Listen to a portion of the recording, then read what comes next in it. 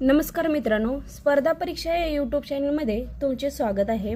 मित्रांनो, इयत्ता 4थी स्कॉलरशिपचा आपण अभ्यास सुरू केलेला आहे. त्यामध्ये आपण नाम, सर्वनाम, विशेषण, क्रियापद तसेच लिंग या घटकाचा अभ्यास केलेला आहे. हे घटक परीक्षेच्या दृष्टीने खूप महत्त्वाचे आहेत. हे तर तुम्हाला पाठीमागच्या तासाला पाहिले आहेत. आता परीक्षा जवळ येत आहे. नवीन विद्यार्थ्यांसाठी खूप महत्त्वाचे असे हे व्हिडिओ असणार आहेत आपले, आणि त्यासाठी तुम्हाला संपूर्ण व्हिडिओ बघणे खूप गरजेचे आहे. तर व्हिडिओला लाईक करत जावा. तुमच्या गरजू मित्रांपर्यंत व्हिडिओ पोहोचवण्याचा नक्की प्रयत्न करत जावा. तुम्हाला मोफत अशा प्रकारे चांगले मार्गदर्शन या व्हिडिओद्वारे मिळणार आहे. तर इयत्ता 4थीच्या विद्यार्थ्यांना नवीन सुरुवात करत असाल तर व्हिडिओ कुठेही स्किप करू नका. परंतु जे जुने विद्यार्थी आहेत की ज्यांनी पहिलीपासून स्पर्धा परीक्षेमध्ये यश मिळवलं आहे किंवा स्पर्धा परीक्षा देत आहेत, उदाहरणार्थ मंथन, ATS, अभिरूप, अक्षरगंगा अशा ज्या परीक्षा आहेत त्यामध्ये त्यांनी यश संपादन केलं आहे किंवा वारंवार अभ्यास चालू आहे, अशा विद्यार्थ्यांनी यामधील प्रश्नांचा सराव करणे खूप गरजेचं आहे. कारण जर तुम्हाला हे घटक जर माहिती असतील तर तुम्ही वारंवार येणाऱ्या प्रश्नांचा सराव केला तर तुम्हाला परीक्षेमध्ये कोणत्याही प्रकारची अडचण येणार नाही. फक्त मराठी व्याकरण आपण घेणार नाहोत, तर डेली नवीन नवीन घटकावरती व्हिडिओ बनवणार आहोत. म्हणजेच मराठी झालं की इंग्रजी व्याकरण असो किंवा बुद्धिमत्ता असो किंवा गणित असो, ह्या सर्व घटकांचा अभ्यास आपण करणार आहोत. 5वी स्कॉलरशिपचा पेपर खूप कठीण होता, परंतु 4थी स्कॉलरशिपसाठी एवढे काठिण्य पातळी कमी असणार आहे. त्यामुळे तुम्हाला महत्त्वाचे म्हणजे सराव खूप गरजेचा आहे आणि महत्त्वाचा घटक समजून घेणे हे सुद्धा खूप महत्त्वाचं आहे. तर आज आपण नवीन घटकाला सुरुवात करणार आहोत, ते म्हणजे वचन. पाठीमागच्या व्हिडिओमध्ये तुम्हाला मी सांगितले होते की वचन काय असतं किंवा वचन आपण कोणत्या घटकामध्ये पाहणार आहोत. तर आज आपण पाहणार आहोत एकवचन आणि अनेकवचन. या घटकावरती सुद्धा परीक्षेमध्ये 1 किंवा 2 प्रश्न विचारले जातात. त्यामुळे हा घटक तुमच्यासाठी खूप महत्त्वाचा असणार आहे. तर चला करूया सुरुवात. आता पुस्तक या नामावरून एका पुस्तकाचा बोध होतो. बघा, पुस्तक या नामावरून काय होतं, एका पुस्तकाचा बोध होतो. पुस्तके या नामावर काय होतं, अनेक पुस्तकाचा बोध होतो. म्हणजे एकवचन आणि अनेकवचनामधला तुम्हाला फरक सांगितलेला आहे. घर या नामावरून एका घराचा बोध होतो. घरे या नामावरून अनेक घरांचा बोध होतो. म्हणजे जर एक वस्तू असेल तर आपण त्यांना एकवचन असे म्हणतो, आणि जर अनेक वस्तू असतील तर आपण त्यांना काय म्हणतो, अनेकवचन म्हणतो. म्हणजे वस्तू एक आहे की अनेक आहेत हे कळते, त्यास आपण काय म्हणतो, नामाचे वचन म्हणतो. बघा, लक्ष द्यायचं आहे व्यवस्थित. वस्तू एक आहे की अनेक आहेत हे कळते, त्यास नामाचे वचन म्हणतात. मराठी भाषेत वचनाचे 2 प्रकार आहेत. बघा, मराठी भाषेमध्ये वचनाचे किती प्रकार आहेत, 2 प्रकार आहेत, एकवचन आणि अनेकवचन. हे लक्षात ठेवायचं आहे, सोपं आहे, जास्त काही काठिण्य पातळी नाही यामध्ये. बघा, आता एकवचन आणि अनेकवचन हे कसं समजतं. एकवचन जेव्हा नामावरून एकाच वस्तूचा बोध होतो तेव्हा त्याचे एकवचन होते. तुम्हाला काय सांगितलं, जर एक वस्तू असेल तर त्याचा बोध होण्यासाठी आपल्याला काय करावं लागेल, एकवचन वापरावं लागेल. आणि जर अनेक वस्तू असतील तर त्यासाठी काय करावं लागेल, अनेकवचन वापरावं लागेल. म्हणजे जसे एक पान, एक वही, एक फळा, एक टेबल, एक खुर्ची, अनेक वस्तू आहेत, एक मुलगा, एक मुलगी, एक माणूस, एक दुकान किंवा एक अशा अनेक वस्तू ज्या असतात, एक एक वस्तू असतात, त्यांना काय म्हणतो आपण, एकवचन असे म्हणतो. त्यानंतर बघा, एकवचन पहिला. आता एकवचनी सर्वनामे. आता सर्वनामे, यामध्ये सर्वनामाचा उपयोग खूप महत्त्वाचा आहे मित्रांनो. यासाठी आपल्याला पहिलाच घटक आपण पाहिला आहे, नाम, सर्वनाम, विशेषण, क्रियापद. कारण की सर्वनाम या घटकावरती भरपूर प्रमाणात प्रश्न विचारले जातात. त्यासाठी तुम्हाला सर्वनामे पाठ करणे खूप गरजेचं आहे. हे मी तुम्हाला पाठीमागच्या व्हिडिओमध्ये सांगितलं होतं. आता एकवचनी सर्वनामे, मी, तू, तो, ती, ते, जो, हा, कोण. उदाहरणार्थ बघा, मी कोण आहे, एक मुलगी आहे. एक मुलगी म्हणजे काय, मी एकवचनी आहे. परत तू मुलगा आहे किंवा तू मुलगी आहे, म्हणजे ते सुद्धा काय असणार आहे, एकवचनी असणार आहे. तो म्हणजे तो पण एक मुलगाच आहे. तो मुलगा आहे किंवा तो मुलगा आहे, म्हणजे काय झालं, एकवचन झाले. ती मुलगी आहे, ती मुलगी आहे, ती पण काय झालं एक वचन झालं. ते ते ते काय आहेत, ते ते ते बघा ते काय आहे, ते झाड आहे, ते झाड आहे. म्हणजे काय झालं एक वचन झालं. ते झाड आहे. जो जो मला गिफ्ट देईल, जो मला गिफ्ट देईल त्याचे मी आभार मानेल. बघा जो म्हणजे एक व्यक्ती आपल्याला काय करणार आहे गिफ्ट देणार आहे.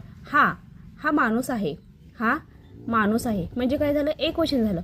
कोण तू तो सुद्धा काय झालं एक वचन झालं. म्हणजे हे एक वचनी सर्वनाम आहेत बघा मित्रांनो. त्यामुळे तुम्हाला हे लक्षात आहे. मी सावकाश सांगते याचा अर्थ असं समजा का की तुम्हाला सावकाश सांगणं खूप गरजेचं आहे, कारण हे जे सर्वनाम आहे तुम्हाला पाठ करावे लागणार आहेत आणि पाठ केले तरच तुम्हाला समजणार आहेत. त्यामुळे तुम्हाला हे एकवचनी नामाचे असो किंवा तुम्ही फक्त ते जे सर्वनाम आहेत ना तेवढे पाठ करा. म्हणजे तुम्हाला कोण एकवचन असो, अनेकवचन असो, लिंग असो, या सर्व घटकांचा अभ्यास तुम्हाला कळणार आहे. त्यामुळे तुम्हाला पहिलेचे जे नाम, सर्वनाम, विशेषण आणि क्रियापद हे जे तुम्हाला 4 घटक सांगितले ते तुमच्यासाठी खूप महत्त्वाचे असणार आहेत. आता अनेक वचन बघूया. आता अनेक क्वेश्चन बघा सर्वनामी. आम्ही, तुम्ही, ते, त्या, जे, ह्या, त्या. आता बघा आम्ही सर्वजण सहलीला गेलो. आम्ही सहलीला गेलो म्हणजे आम्ही कशी माझ्या ज्या ग्रुपमध्ये मुली असो किंवा मुले असो किंवा सर्वजण होते किंवा घरातली फॅमिली असो, हे सर्वजण काय केलं आम्ही सहलीला गेलो. तुम्ही कुठे राहता किंवा तुम्ही कुठे राहता म्हणजे तुमच्याजवळ जर 2-3 माणसं असतील किंवा 2-3 व्यक्ती असतील तर तुम्ही कुठे राहता आपण प्रश्न करू शकतो. किंवा तुम्ही हे काय झालं सर्वनाम झालं आणि तुम्ही हे काय झालं अनेकवचनी सर्वनाम झालं. ते बघा मी मगाशी म्हटलं होतं ते काय आहे, ते झाड पण आहे आणि ते माणसे आहेत म्हणजे ते सुद्धा काय झालं एकवचनमध्ये पण मोडतं आणि अनेकवचनमध्ये मोडतं. यासाठी आपल्याला वाक्याचा वापर करूनच उदाहरण सोडवावं लागतं. त्या कोण आहेत, ती, जे, ह्या, त्या, हे काय झाले अनेकवचनी सर्वनामे झाले. तुम्हाला हे लक्षात ठेवायचे तर याच घटकावरती तुम्हाला प्रश्न विचारले असतात. आता बघा काही पुल्लिंग शब्द आणि त्यांची अनेकवचने. आता पुल्लिंग, स्त्रीलिंग आलं की नाही. मी तुम्हाला काय सांगितलं होतं पाठीमागच्या झालेल्या घटकांचा तुम्हाला परत अभ्यास होणार आहे. एकवचने, अनेकवचने बघा पुल्लिंग आहेत, स्त्रीलिंग आहेत, या सर्व घटकांचा आपल्याला अभ्यास करायचा आहे. आता बघा काय एकवचन काय आंबा, अनेकवचन केलं तर काय होतंय आंबे. एक कुत्रा, अनेक कुत्रे. एक ससा, अनेक ससे. एक मासा, अनेक मासे. एक कावळा, अनेक कावळे. एक बगळा, अनेक बगळे. बघा एकवचन आणि अनेकवचनामध्ये किती फरक आहे. आता बघा इथे एकवचन उदाहरणं खूप महत्त्वाची आहेत. मळा, एक मळा, अनेक मळे. एक कोल्हा, अनेक कोल्हे. एक वाडा, अनेक वाडे. एक माळा, अनेक माळे. एक घोडा, अनेक घोडे. एक रस्ता, अनेक रस्ते. आता एकवचनी व अनेकवचनी सारखी रूपे असलेली काही पुल्लिंगी शब्द याची काय आपल्याला आवश्यकता नाही, परंतु अशाच प्रकारचे प्रश्न आपल्याला काय करणार आहेत परीक्षेमध्ये येणार आहे. त्यामुळे तुम्हाला एकवचन आणि अनेकवचन जर समजलं असं तर आपण पुढचा भाग बघूया, उदाहरणे सोडवूया त्यावरती. कारण की उदाहरणे तुमच्यासाठी खूप महत्त्वाचे आहेत, कारण की असे भरपूर असे प्रश्न परीक्षेमध्ये विचारले जातात. कारण की या घटकाचं तुम्हाला फक्त त्या उदाहरणावरतीच महत्त्वाचं आहे. कारण की व्याख्या समजली, अर्थ समजला की तुम्हाला पूर्ण घटक समजतो. त्यामुळे व्याख्या, अर्थ आणि महत्त्वाचे जे मुद्दे असतात ते समजून घेतले की तुम्हाला काही अभ्यास करायची गरज पडणार नाही. तुम्हाला फक्त उदाहरणांचा सराव करायचा. जास्तीत जास्त उदाहरणांचा जेवढा सराव करचाल तेवढं तुमच्यासाठी खूप महत्त्वाचं असणार आहे. तर चला बघूया आता उदाहरणे.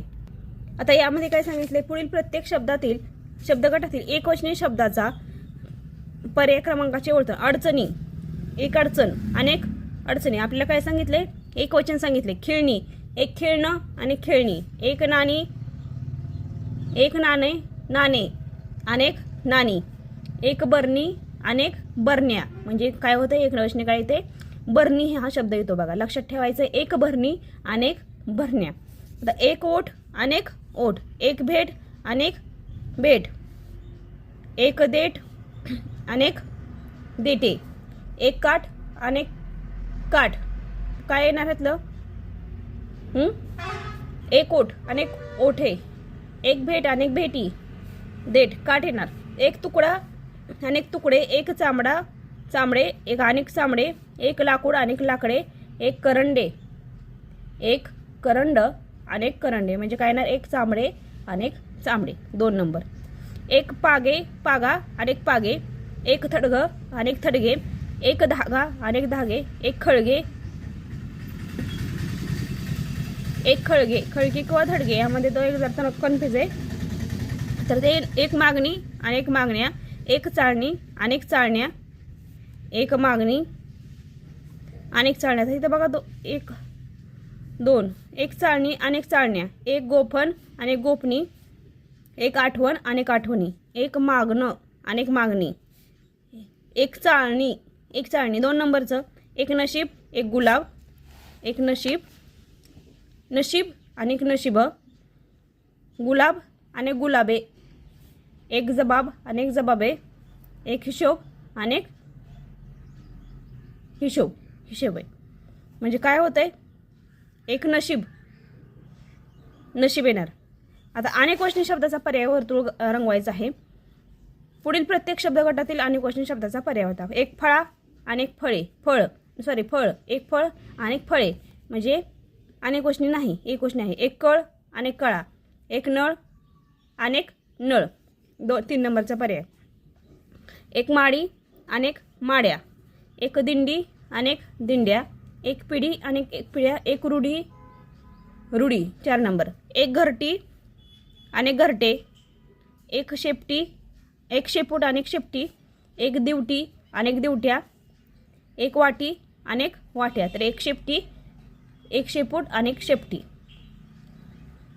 शिंक, एक शिंक, अनेक शिंके, एक मुसके, नाक, नाके, नाके होतं का, नाही होत. खोके, एक खोके, अनेक खोके, अनेक खोके हो पण होऊ शकतं. 4 नंबरचा पर्याय बरोबर आहे. मग अशा प्रकारे आपण काय केलं, एकवचन अनेकवचन नामाचं आपण उदाहरणं पाहिलेत. आता हे उदाहरण तुमच्यासाठी खूप महत्त्वाचे असणार आहेत, कारण की उदाहरणावरती तुम्हाला प्रत्येक वेळेस परीक्षेमध्ये प्रश्न विचारला जाणार आहे आणि प्रश्न खूप महत्त्वाचा असणार आहे. त्यामध्ये तुम्हाला कन्फ्यूज करण्यासारखे अनेक उत्तरं असणार आहेत. आता एक फळे, फळे, फळे असं म्हणजे विविध उदाहरणार्थावरतीच काय करणार आहे, तुम्हाला पर्यायाला म्हणजे तुम्हाला फसवण्यासाठी काही वेगळे उदाहरणं पण दिले जाणार आहेत.